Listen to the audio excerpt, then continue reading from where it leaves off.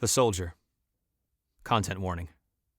This story contains intense scenes that may not be appropriate for young or sensitive audiences. Augie scampers across the courtyard, chasing the sheep bladder ball. He grabs it and runs back toward me. No! Throw it! I take his hands and the ball in mine and help him throw the ball. He squeals as it hits the dog, who looks at us with annoyance. Go get it and throw it back to me. Augie toddles towards the dog, plops down next to him, and puts his head on the dog's belly. It's a good thing he's a gentle dog, My wife says as she slaps a loaf of bread on the oven. There's a knock at the gate. The dog jumps up, tumbling Augie to the floor. One of my fellow soldiers calls, "We're to be ready to march in 30 minutes. There's an insurrection in Bethlehem." "I'll be ready," I respond. My wife sighs. What is it with these Jews and their insurrections? If it's not that, it's a festival where the whole country has to show up. I kiss her on the cheek. Bethlehem doesn't have 300 men. It can't be much of an insurrection. I'll be home by tomorrow evening. Now, put some food in a purse for me while I go get my uniform. 5 minutes later, I'm latching the gate and on my way. A man steps out of the shadows, and I reach for my dagger. Good evening, Augustus. In the fading light, I recognize my friend's father. I put the dagger back in its sheath. "Hello, Simeon. You should not sneak up on a soldier like that. It could be costly." The journey you are about to take will be costly. You will leave your heart in Bethlehem. What are you saying? What do you know? I say only what the Spirit of the Lord tells me to say. I know only what he reveals. When you return, I will be ready to listen. I clap him on the back. I've fought more battles than I can count. There's nothing in a backcountry village that will hurt me. He nods. I will be here when you return. Clouds cover the moon as we approach Bethlehem. I see no torches or other signs of an uprising that I expected. Instead, the entire city seems to be asleep.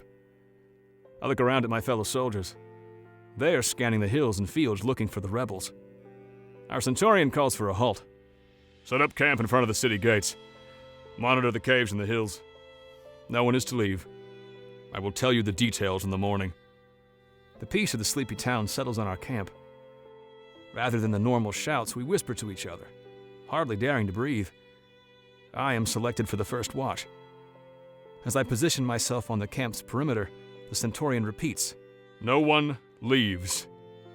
They must have someone hiding in there. Hope he gives up without a fight. We pass the night without incident and gather at dawn for our instructions. The centurion paces in front of us for some time before he speaks. "Men, you have sworn to protect the Empire. We work as a unit and we follow instructions. We do not question, we obey. Jewish prophecies have predicted a king will come to set them free.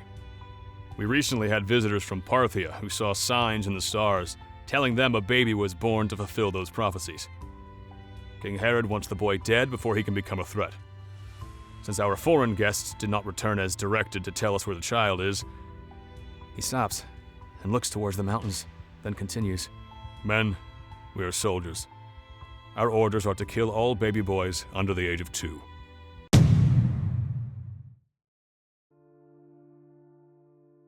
Murmurs ripple through the ranks.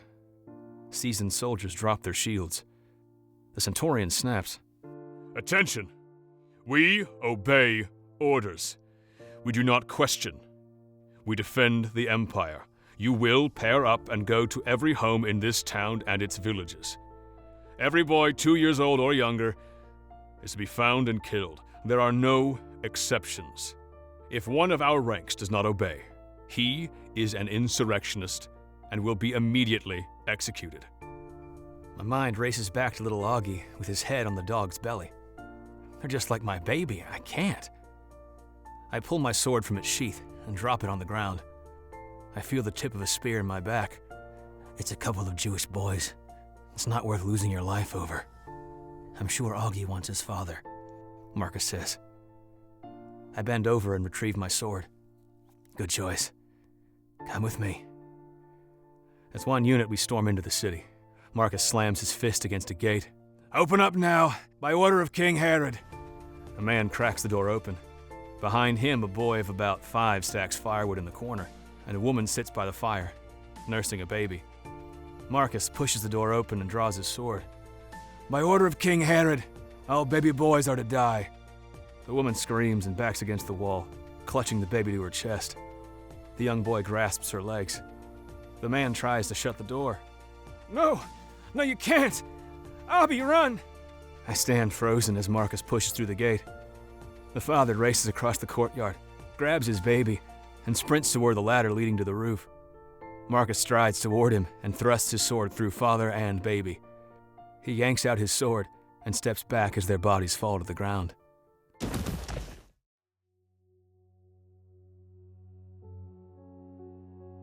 I should have run when I could. The woman lets out a wail. Kera! Peter! It didn't have to be both of them, but your husband decided to defy Rome. Marcus slams my shoulder as he walks by. Let's go. The next 3 homes have no young children. The 4th has a baby girl. And it's over. We file silently out of the city. Scanning the faces of my fellow soldiers, I can tell the ones who found the boys. An old man spits on us from a rooftop. Do you think you can defy the Almighty? People have been trying to destroy us from the beginning, but the Lord is faithful. His Redeemer will rise, and you will fall. Marcus and a few others draw their swords. Centurion shakes his head. We've done what we were commanded. We are finished. I sit in my courtyard, sobbing. I want to hold Augie, but he keeps squirming away.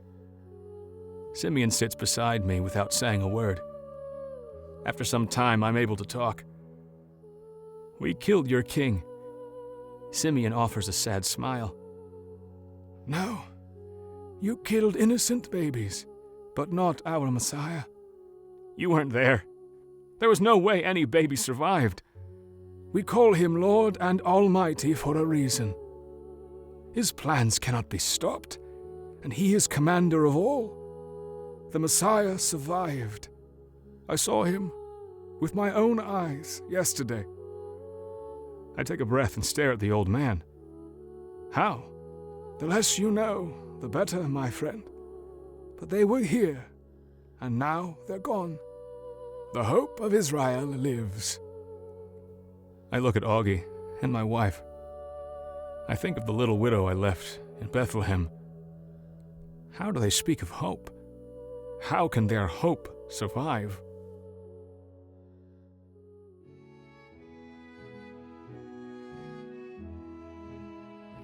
Hi, this is Deborah Gatchell, author of Our Stories. If you enjoyed this chapter, please like and subscribe. Then get the full audiobook, ebook, or print book, plus discussion guide, games, and more at hopesarrival.com. Thanks for listening, and Merry Christmas!